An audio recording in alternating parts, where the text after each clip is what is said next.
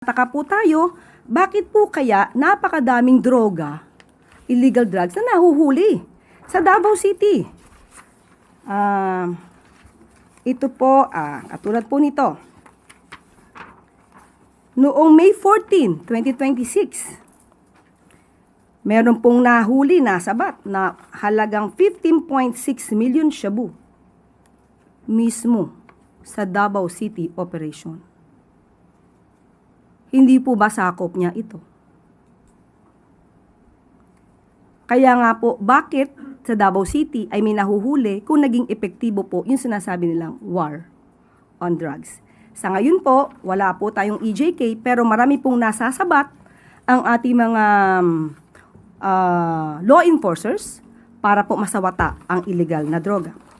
At patungkol po sa hindi nasawata ang korupsyon, patuloy po ang administrasyon na ito para panagutin ang dapat na managot. Ang isa po na umami na korap at nagnakaw sa pondo ng bayan ay nasa dahig na po.